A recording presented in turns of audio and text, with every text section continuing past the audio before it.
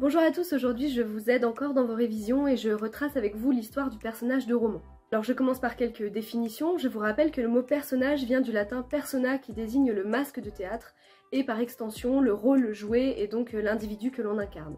Il ne faut donc pas confondre personnage qui désigne un individu fictif et personne qui désigne quelqu'un de réel. Dans un récit, on parlera de personnages pour tous les individus qui sont mis en scène et on parlera de personnage principal ou de protagoniste pour désigner l'individu ou les individus qui sont moteurs de l'action. Avec le temps, on s'est aussi mis à utiliser le mot héros, mais cette acception, cette définition narratologique est assez récente et le mot héros en fait est polysémique depuis sa naissance dans la Grèce antique. Il peut aussi bien signifier demi-dieu chez Hésiode par exemple que chef de guerre chez Homère, et au Moyen-Âge et dans la Rome antique, le terme s'est encore élargi pour désigner tous les individus de valeur supérieure qui se distinguent par leur courage et leurs exploits. Il faut attendre le XVIe siècle pour qu'apparaisse son équivalent féminin, l'héroïne, qui désigne une femme avec des valeurs supérieures à la moyenne. Alors le terme a gardé ce sens historique, mais il s'est aussi encore enrichi d'une notion narratologique qui désigne donc le personnage principal, le moteur d'une action dans un récit. On trouvera donc dans un récit des individus qui ne sont ni des demi-dieux, ni des chefs de guerre, ni même des êtres d'exception, et qui pourtant sont moteurs de l'action, et peuvent être considérés comme des héros. Pour finir avec les définitions, je parlerai du roman qui peut être défini comme un long récit fictif en prose et qui n'apparaît qu'au Moyen-Âge puisqu'il tire son nom de la langue romane, la lingua romana rustica, qui était la langue vulgaire, celle parlée par le peuple, par opposition à la langue noble des lettrés qui était le latin. Autrement dit, les romans sont des récits qui sont racontés dans cette langue populaire et qui était considéré du coup comme un genre mineur à l'époque. Ça ne veut pas dire qu'avant la naissance du roman on ne racontait pas d'histoire et je vais donc commencer par un ancêtre du roman qui est l'épopée antique. Alors les épopées antiques, dont les plus célèbres sont par exemple l'Iliade et l'Odyssée, sont aussi de longs récits fictifs qui ont une structure complexe et qui peuvent donc rappeler le roman, d'autant qu'elles mettent en scène des personnages. Alors dans ces longs récits qui sont souvent écrits en vers, les personnages sont des héros épiques. Ça veut dire que ce sont des êtres aux qualités exceptionnelles, souvent stéréotypés et qui n'ont pas véritablement d'épaisseur psychologique. Ils se réduisent souvent à quelques caractéristiques seulement. On peut parler de la dynamis d'Achille, sa force physique, sa puissance, et on peut parler de la métis d'Ulysse, qui est plutôt sa ruse et son intelligence. En tout cas, ce sont toujours des êtres exceptionnels, marginaux, aux limites de l'humain, et qui sont démesurés à tout point de vue. D'ailleurs, c'est ce qu'on appelle l'hubris. C'est la raison pour laquelle Achille est finalement éliminé sur décision divine. C'est bien sûr une flèche de Paris qui lui atterrit dans le talon, mais parce qu'elle a été détournée par la volonté des dieux, pour punir Achille de l'hubris dont il a fait preuve en traînant le cadavre d'Hector autour des remparts de Troie. Les personnages des épopées sont donc toujours des personnages à la fois fascinants et repoussants parce qu'ils ont cette démesure qui nous fait aussi peur. Mais en tout cas, on peut les considérer comme les ancêtres des héros des romans médiévaux. Dans les romans de chevalerie, comme dans les épopées, le héros doit poursuivre une quête et il doit affronter plusieurs obstacles. Mais à la différence des épopées, les obstacles sont plutôt intérieurs et psychologiques. On ne les met pas seulement à l'épreuve sur le plan physique ou sur le plan intellectuel, mais davantage sur le plan moral. Les obstacles à surmonter sont des obstacles intérieurs. On met à l'épreuve leur bravoure, leur honneur, leur noblesse d'âme, et surtout leur foi. Donc contrairement aux héros épiques, les chevaliers médiévaux évoluent, progressent et tendent vers un idéal. On peut penser à Lancelot qui met sa foi à l'épreuve notamment au moment du passage du pont de l'épée, où il doit prendre sur lui et où les lions et les bêtes féroces qui l'attendent de l'autre côté ne sont en fait que des manifestations de sa peur intérieure. Ce sont donc des personnages plus humains, plus proches du lecteur qui peut plus facilement s'identifier à eux. Alors à l'époque, certains romans sont encore écrits en vers, comme le célèbre roman d'Alexandre, qui est écrit dans des vers de 12 syllabes, ce qui a donné son nom aux fameux alexandrins, qui sont les vers les plus longs et les plus nobles de la poésie régulière encore aujourd'hui.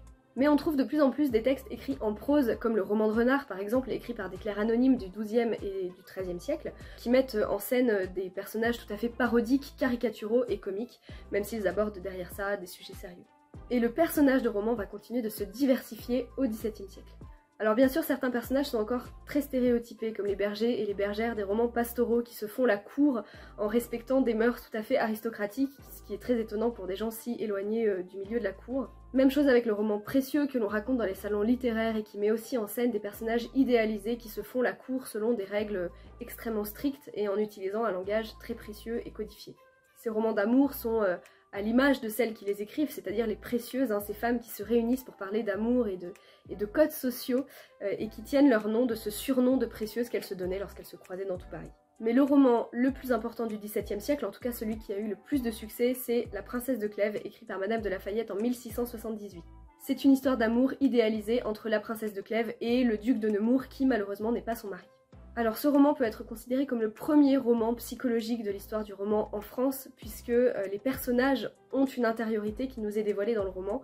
On le voit notamment à travers les nombreux monologues intérieurs qui permettent de comprendre la psychologie des personnages, beaucoup plus épaisse que les prédécesseurs. Bien sûr, ce sont toujours des personnages idéalisés pour que le lecteur ait envie de s'identifier à eux et les prenne comme modèles. Mais malgré tout, ils ont une fragilité, ils ont une humanité qui les rend plus proches de nous.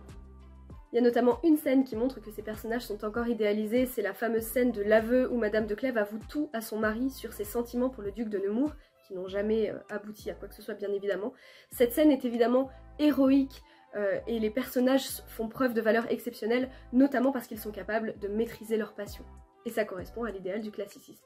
Au XVIIIe siècle, même s'il reste encore dans la lignée de Rabelais des romans comiques, la plupart des romans prennent une tournure beaucoup plus philosophique sous l'impulsion de l'esprit des Lumières. L'espace littéraire est utilisé comme un espace de débat d'idées. Et puis il y a le roman libertin, avec l'histoire de Manon Lescaut et des Chevaliers des Grieux par exemple, ou avec le très célèbre roman de Laclos, Les Liaisons dangereuses. C'est un roman épistolaire fascinant parce que les personnages ont une épaisseur psychologique hors du commun. Ce sont des individus à part entière qui n'ont pas le même visage selon le milieu dans lequel ils évoluent ou dans lequel ils se montrent. La marquise de Merteuil notamment est un personnage extrêmement complexe puisqu'elle est capable de dissimuler et de maquiller ses véritables intentions et ses véritables pensées selon la personne à laquelle elle s'adresse.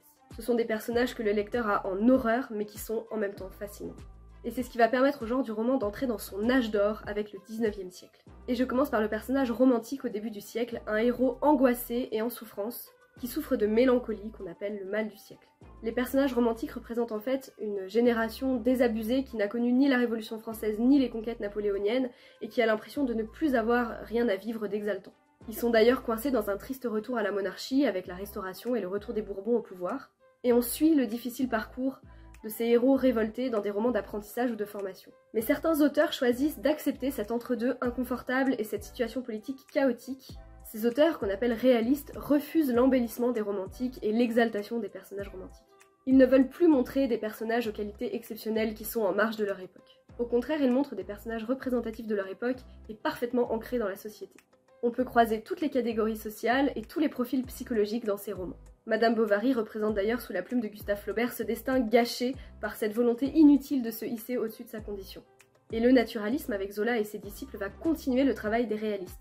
Le personnage devient carrément un objet d'expérimentation et le roman est comparé à un laboratoire dans lequel on mène de véritables expériences scientifiques, fondées d'ailleurs sur les travaux de l'époque et qui mettent en lumière l'importance de l'hérédité psychologique et du milieu social et environnemental sur l'individualité et la constitution du tempérament. Le 19e siècle voit donc naître le concept d'anti-héros. C'est-à-dire que les personnages deviennent banals, voire décevants, avec des tares qui peuvent être psychologiques, comme chez Zola, mais qui peuvent aussi être physiques, comme dans la plupart des romans de Hugo. On peut penser à Andisland, Fantine dans Les Misérables, on peut penser à Gwynplaine dans L'Homme qui rit, ou encore à Quasimodo dans Notre-Dame de Paris. Ce sont des personnages qui ont la particularité d'avoir une monstruosité physique qui n'est pas forcément en adéquation avec leur monstruosité morale. Alors qu'auparavant, on avait une vision plutôt manichéenne des personnages. Les personnages positifs avaient tendance à être aussi bien admirables sur le plan physique que sur le plan psychologique, et au contraire, la monstruosité physique était souvent le signe d'une monstruosité intérieure. C'est donc au 19e siècle que cette vision change et qu'on essaye d'élargir un petit peu le panel représentatif des personnages.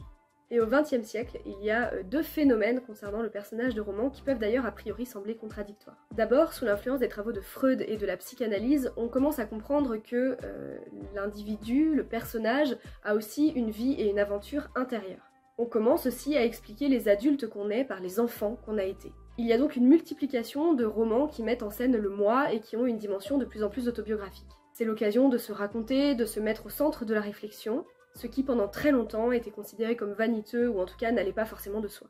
Mais le XXe siècle voit aussi se développer un autre phénomène qui semble a priori en contradiction avec le premier ou en tout cas en opposition avec le premier, c'est l'émergence du personnage absurde. Il s'inscrit dans la continuité des anti-héros du XIXe siècle mais cette fois il est profondément marqué par les ruptures et le chaos du monde. C'est le temps de la révolte, mais qui passe paradoxalement par l'impuissance et l'inaction. Et d'ailleurs, après la Seconde Guerre mondiale, on remet totalement en cause le roman traditionnel, et c'est notamment le mouvement du nouveau roman qui va déconstruire définitivement le personnage de roman, qui devient une silhouette qui ne révèle plus rien de son individualité, de son intériorité psychologique, de ses émotions, de sa moralité. C'est un personnage qui est totalement dépouillé et même parfois dépourvu d'identité, en étant réduit à une seule initiale, par exemple, à une lettre ou à un pronom. Alors il est tout à fait légitime de se demander ce que deviendra le personnage de roman au XXIe siècle. Alors c'est encore un peu tôt pour le dire, mais on peut déjà dégager de grandes tendances, notamment concernant l'utilisation des nouvelles technologies dans la formation de l'individu, ainsi qu'un plus grand individualisme, ce qui conduit à un paradoxe important, celui du repli sur soi, alors que pourtant on n'a jamais été autant connecté aux autres. J'espère que ce petit tour d'horizon vous aura permis de mieux comprendre l'histoire du personnage de roman et vous aidera dans vos révisions. Bon courage en tout cas pour la dernière ligne droite, et à très bientôt.